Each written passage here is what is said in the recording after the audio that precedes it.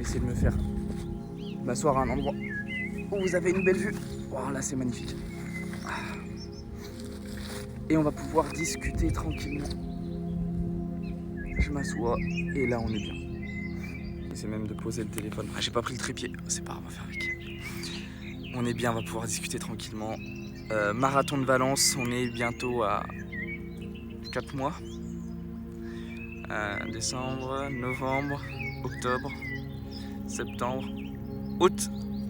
On est à 4 mois du marathon de Valence. Et depuis le semi-marathon en 1h33, j'ai quasiment pas fait d'entraînement. Faute à ma régularité, à m'astreindre justement à cette autodiscipline dans l'entraînement, j'ai priorisé vraiment ma charge mentale, ma disponibilité mentale en énergie, en émotion pour mon travail. Chose que je priorise quand même actuellement. Donc sur ces 3 dernières semaines, au final, presque pas de bilan, donc compliqué de progresser.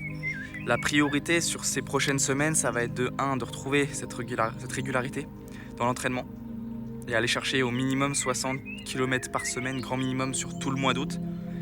Donc courir au moins, j'aimerais bien aller chercher au minimum 250 bornes sur le mois d'août, ce qui me permettrait de faire un petit marathon test, donc fin du mois d'août. Et ce petit marathon, j'aimerais bien vraiment le faire, aller chercher sous les 3,15 pour valider un petit peu ma forme et ma capacité à courir un marathon sans forcément de fatigue derrière. Et ça rassurerait vraiment, et après on pourrait vraiment entamer les 3 mois de préparation spécifique pour Valence et aller chercher le sub 3 heures que je suis en capacité d'aller chercher et que j'ai dans les jambes. Je l'ai dans les jambes. Si après 1 an et demi sans courir, et 1 an et 2 mois, je fais une 33 sur semi, je pense que j'ai les capacités d'aller chercher le sub 3 heures. Et pour ça, il va falloir vraiment, et ça va être ça qui va faire ou non que j'y arrive, ça va être ma régularité. Ma régularité. Voilà, courir, quoi qu'il arrive. Alors c'est bien parce que pour le travail, j'arrive à m'autodiscipliner. Même quand je suis pas motivé, il faut y aller, je travaille. Mais c'est vrai que dans l'entraînement, comme aujourd'hui ce n'est plus ma priorité, j'ai un peu plus de mal. Alors à l'époque, quand c'était vraiment ma priorité et que je ne vivais uniquement pour ça, forcément, même quand t'as pas la motive, t'as la discipline, tu te forces, comme en ce moment avec le travail pour moi. Mais c'est vrai que cette discipline, si j'arrive à la retrouver, ça va jouer. Ça va être joué et ça va être jouable surtout. Mais j'en suis capable. Et on va aller le chercher ensemble. Oh, stay on my way. Allez, go! On a un beau petit cadre ici, je suis en vacances chez mes papis et mamies pendant une semaine. Profiter un petit peu d'eux, les retrouver, ça fait longtemps. Et partager du bon temps, décompresser un petit peu.